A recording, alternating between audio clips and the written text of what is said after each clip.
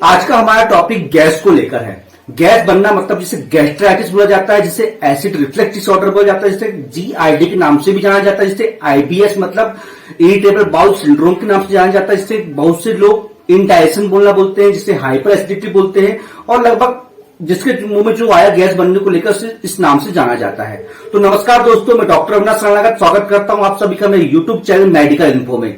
मेरा medical info channel को आपने जब तक सब्सक्राइब नहीं किया तो प्लीज आपसे रिक्वेस्ट है कि सब्सक्राइब जरूर कर लीजिए। अगर आपको वीडियो पसंद आता है, लोगों की जागरूकता के लिए इसे शेयर कीजिए और पसंद आए तो लाइक जरूर कीजिए।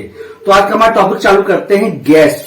गैस बनना मतलब पेट में गुड़ गुड़ की आवाज आना, जिसके लक्षण के अंतर्गत आते हैं जी मचलाना, सीने में भारी जैसे लगना, पेट फूले जैसे लगना, खट्टी डकार आना, कमर में दर्द होने लगना, सर चकराना, सर में भारी भारी लगना और पीठा भरे जैसे लगना। तो ये सब लक्षण हो जाते हैं हमारे गैस बनने के। और बहुत से लोगों में हो सकता है कि इसके अलावा बहुत से लक्षण होते हो। तो सबसे पहले हम समझते हैं कि गैस क्यों बनती है, हमारे पेट में भारी भारी क्यों लगता है, गैस की समस्या क्यों पैदा होती है। तो होता क्या है कि जब हम भोजन हमारे मुंह के माध्यम से, जिसे हम बोलते हैं ओकल कैविटी, है ना, ओकल कैविटी के माध्यम मतलब ओरल कैविटी के माध्यम से जब हम भोजन ग्रहण करते हैं तो सबसे पहले हमारा ये आहार नालिका, जिसे हम ईसोफेगस बोलते हैं ना, आहार नालिका में जाता है, मतलब फूड पाइप में जाता है। फूड पाइप में जाने के बाद सीधे हमारे स्टमक में जाता है। तो स्टमक में क्या होता है कि एचसीएल को बनाने वाली बहुत सी वॉल पाई जाती है स्टमक के ऊपर, है ना, स्टमक से लगी हुई वॉल्स पाई जाती है, जिसमें एचसीएल मतलब हाइड्रोक्लोराइड एसिड का सिक्रेशन होता है। तो होता क्या है कि जब हम कभी भी भोजन ग्रहण करते हैं तो ये स्टमक की जो वॉल्स होती हैं एचसीएल का सिक्रेशन चालू कर देती हैं। एचसीएल का सिक्रेशन चालू करने के बाद होता क्या है कि ये भोजन को डाइजेस्ट करना चालू करने लगती हैं। तो होता क्या है, जब हमने भोजन ग्रहण किए, सुबह के समय हमें देखे कि हमें एक समोसा खा लिया, सुबह उठे हम एक समोसा खा लिया, लेकिन क्या हुआ, जैसे समोसा हमारे पेट के अंदर गया तो एचसीएल का सिक्रेशन चालू हो गया। अब एचसीएल को ये तो नहीं पता किया कि इसने कितना खाना खाया है, उसको तो सिर्फ काम ये है कि एचसीएल का हमको सिक्रेशन करना है, बस हो गया, है ना। स्टमक को बिल्कुल पता नहीं है कि यार एचसीएल कितना बनाना है कितना नहीं बनाना है, उसको जो कितनी क्वांटिटी होती है वो एचसीएल बनाएगा ही। तो जैसे हमारा समोसा गया, एक समोसा खा लिया आपने, बस हो गया। तो ये हमारे स्टमक के अनुसार बहुत कम भोजन हो गया सुबह खाली पेट में, है ना। तो एचसीएल क्या करेगा, जैसे देखा कि कुछ ना कुछ खाना आ गया तो उसने एचसीएल का सिक्रेशन बनाना चालू कर दिया, एचसीएल बनाना चालू कर दिया स्टमक में, ठीक है। एचसीएल का सिक्रेशन यहाँ पे क्या हो गया, ज्यादा हो गया। एचसीएल का सिक्रेशन ज्यादा होने से क्या हुआ, यहाँ पे लोचा कि भोजन कम हो गया और एचसीएल ज्यादा हो गया। अब एचसीएल ज्यादा होने से क्या होगा कि एचसीएल की क्या होती है, एक एसिड प्रवृत्ति होती है, मतलब ये अम्ल प्रवृत्ति का कहलाता है हमारा एचसीएल। और आप जानते हैं कि किसी भी चीज में अगर एचसीएल की ज्यादा, अम्ल की अगर संख्या ज्यादा हो जाती है, मात्रा ज्यादा हो जाती है तो हमारे लिए हानिकारक हो जाता है।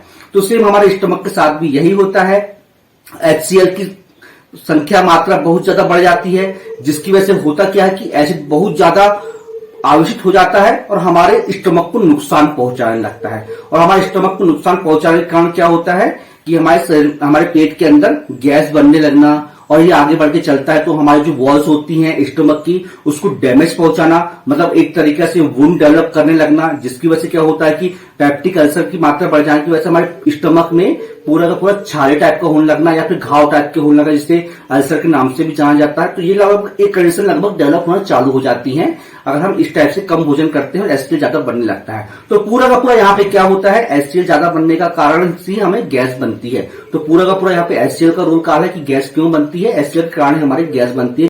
अब थोड़ा शॉर्ट में जीआईडी को भी समझ लेते हैं। जीआईडी मतलब गैस्ट्रोइसोफेगस रिफ्लक्स डिसऑर्डर, मतलब जो बोलते हैं खट्टी डकार आना। खट्टी डकार क्यों आती है, इस चीज को बिल्कुल शॉर्ट में समझने की कोशिश करते हैं। क्या होता है कि जब हमारा खाना जब स्टमक में जाता है तो स्टमक में जाने के बाद इसका सिक्रेशन, एचसीएल का सिक्रेशन जब होना चालू हो जाता है, मतलब भोजन को डाइजेस्ट होने का काम चालू हो जाता है। मतलब आपको स्टार्टिंग बताया था कि एचसीएल ज्यादा बनने लगता है और हमारा भोजन कम हो जाता है। तो क्या होता है कि जो हमारा स्टमक होता है उसमें कुछ वॉल्स लगे रहते हैं, जिसे स्पिंचर्स बोलते हैं ना। तो स्पिंचर्स होता क्या है, जब एचसीएल का सिक्रेशन ज्यादा हो जाता है तो उस कंडीशन में जो हमारा स्टमक में जो भोजन रहता है, खाना रहता है, वो ऊपर की ओर जाने लगता है एचसीएल के माध्यम से। जब मतलब वहां रिएक्शन केमिकल लोचा होता है और वो हमारे स्टमक से ऊपर की ओर वॉल्व के माध्यम से ऊपर जाने लगता है। जैसे वो बार बार क्या होता है कि ऊपर गया, धक्का लगाया तो वॉल्व थोड़ा सा खुलता है, है ना। होता क्या है, जब भोजन ग्रहण करते हैं तो ये वाल्व बंद हो जाता है, लेकिन जब वहीं की वहीं नीचे से जब धक्का लगाता है, एचसीएल और फूड मिला के जब रिएक्शन होती है तो ये ऊपर की ओर थोड़ा सा जाता है, और जैसे ऊपर की ओर जाता है धक्का लगाता है तो थोड़ी देर के लिए वाल्व खुलता है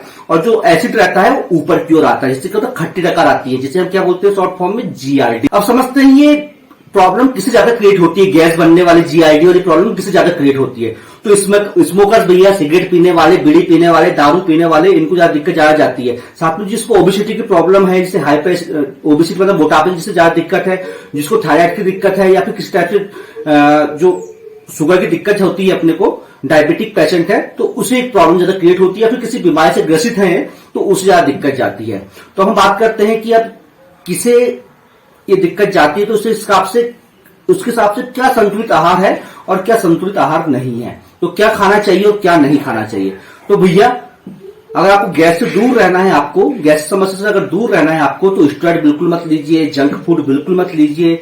हमेशा जब भी आप खाना खाते हैं तो बिल्कुल एक समोसा मत खाइए, 2 समोसा मत खाइए, संतुलित आहार लीजिए, ज्यादा भी नहीं और कम भी नहीं, है ना। अपने पेट में इतना स्पेस रखिए कि और कुछ भोजन आ सकते हो, इतना बिल्कुल मत रखिए कि आपको ढेर सारा खाना खाना पड़े, है ना। तो एक संतुलित आहार बना के रखिए। किसी टाइप का जंक फूड, फैटी फूड, ज्यादा कार्बोहाइड्रेट ये ज्यादा बिल्कुल मत लीजिए। और विशेष तौर पर हमें स्टेरॉइड नहीं लेना है, अचार बिल्कुल नहीं खाना है हमें, साथ में ऑयली फूड बिल्कुल नहीं लेना है, मूली, ज्यादा मिर्च, चाय, सलजम, पत्ता गोभी, संतरा, मौसम्बी, इन सबका हमें सेवन से दूर रहना है, मतलब इन सबका हमें परहेज करना है, हमें ये समस्या है। तो बात करें तो हमें दही ज्यादा से ज्यादा लेने की कोशिश करना है, और साथ में पानी ज्यादा से ज्यादा पीना है। केला, तरबूज, नारियल पानी, अजवाइन, जीरा पानी, जो मिंट लीव्स होती है, जो मीठी पत्ती होती है, ये हमें खाना है। और साथ में खाने को हमको ज्यादा ज्यादा चबा के खाना है। और साथ में अगर इससे आपको थोड़ा बचाव और रखना है तो हम सबसे पहले क्या कर सकते हैं कि अदरक के साथ में सेंधा नमक या काला नमक या अजवाइन का सेवन कर सकते हैं। तो इससे क्या होती है, हमारे पेट की समस्या के अंतर्गत गैस की समस्या बहुत हद तक खत्म हो जाती है। अब थोड़ा जल्दी और समझ लेते हैं कि हमें क्या क्या सावधानियां रखना है। तो भैया अगर गैस की समस्या आपको है तो आपको पानी ज्यादा से ज्यादा पीने की कोशिश करना है। और एक मेन बात आपको याद रखना है कि पानी आपको बैठकर पीना है, और साथ में पानी आपको धीरे धीरे ही पीना है। और साथ में आपको क्या होगा, खाने के टाइम बिल्कुल पानी नहीं पीना है, खाने के बाद भी आपको पानी नहीं पीना है, और खाना खाते समय भी आपको पानी नहीं पीना है ना। पेट ज्यादा देर तक आपको बिल्कुल खाली नहीं रखना है कि पेट बहुत लंबे समय तक खाली रहा तो एसिड सिक्रेशन आपको प्रॉब्लम क्रिएट कर सकता है। साथ में आपको लेट नाइट बिल्कुल खाना नहीं खाना है। सलाद हमेशा खाने से पहले आपको खाना है, खाने के बाद आपको बिल्कुल नहीं खाना है, और खाने को आपको ज्यादा ज्यादा चबा के खाना है। तो ये मुख्य सावधानी हो जाती है हमें गैस से बचाव के लिए।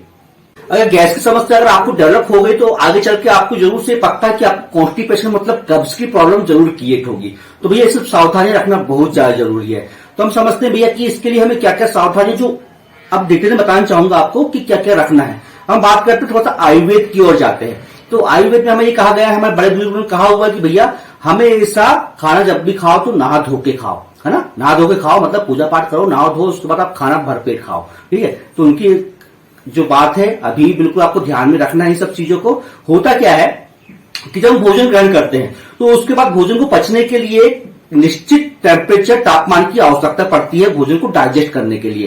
लेकिन बट होता क्या है कि हमने खाना खा लेते हैं और तुरंत हम नहाने चले जाते हैं, फिर थोड़ी देर बाद नहाने चले जाते हैं। तो होता क्या है कि जो शरीर के अंदर जो हमारा स्टमक है उसके अंदर एक निश्चित तापमान रहता है जो भोजन को डाइजेस्ट करने का काम करता है। लेकिन हम जैसे नहा लेते हैं ठंडे पानी से या फिर हम पानी से नहा रहे हैं तो उस कंडीशन में क्या होता है कि हमारे शरीर का टेम्परेचर इनबैलेंस हो जाता है, तो उसमें डिस्टर्बमेंट आ जाता है टेम्परेचर के अंदर, शरीर के अंदर भी आ जाता है, बॉडी के अंदर भी टेम्परेचर डिस्टर्ब हो जाता है, जिसकी वजह से भोजन को डाइजेस्ट करने में बहुत ज्यादा दिक्कत जाती है और हमारा भोजन सही मात्रा में पच नहीं पाता, जिसकी वजह से हमें गैस की समस्या जाती है। अब कुछ लोग बोलेंगे भैया हम तो हमेशा खाने के बाद ही नहाते हैं, हम तो ये करते हैं वो करते हैं, हम लेट नाइट खाना खाते हैं, हमको कुछ नहीं होता, खाना के समय तो हम तो लोटा भर पानी पी जाते हैं तब भी कुछ नहीं होता है, हम तो खाना खाने का सो जाते हैं, कोई दिक्कत नहीं जाती है। तो भैया ये प्रॉब्लम आज क्रिएट नहीं हुई है, तो जरूर आज के कुछ साल बाद आपको प्रॉब्लम क्रिएट होगी, और जब भी क्रिएट होगी तो बहुत जम की क्रिएट होगी। फिर मत बोलना कि भैया बताया नहीं आपने कि ऐसा कुछ होता है। तो सावधानी आप बिल्कुल रखिए। आप हमेशा सावधानी के तौर पर आप हमेशा बैठकर पानी पीजिए, हमेशा नहाने के बाद खाना खाइए, खाना खाने के बाद बिल्कुल मत नहाइए, पानी को हमेशा धीरे धीरे पीजिए। आयुर्वेद में बहुत सी चीज ऐसी हैं जो उसमें बोला गया है कि आपको पानी का हमेशा बैठ के पीना है, खड़े होकर नहीं पीना है। किसी वीडियो में फिर बताऊंगा इसके बारे में, जो वैज्ञानिक तथ्य है उसके बारे में।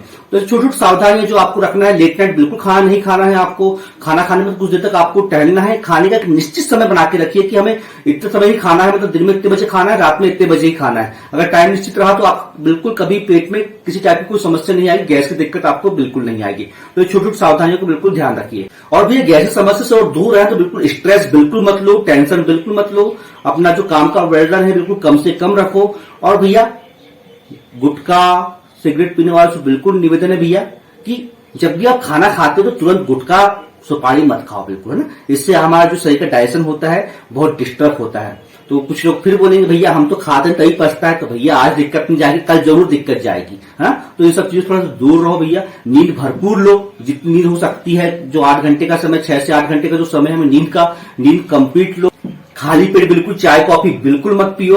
अगर छोटी छोटी सावधानियां अगर हमें रखते हैं तो हमें निश्चित है कि हमें गैस की समस्या से हमें छुटकारा जरूर मिल जाएगा। तो दोस्तों आज का ये वीडियो था मेरा गैस की समस्या को लेकर। अगर आपको अच्छा लगा हो तो लाइक जरूर कीजिए। लोगों की जागरूकता के लिए, लोगों को समझ में आ सके इसलिए ज्यादा से ज्यादा मात्रा में शेयर जरूर कीजिए। और मेरे चैनल को आप सब्सक्राइब नहीं किया तो प्लीज सब्सक्राइब जरूर कर लो।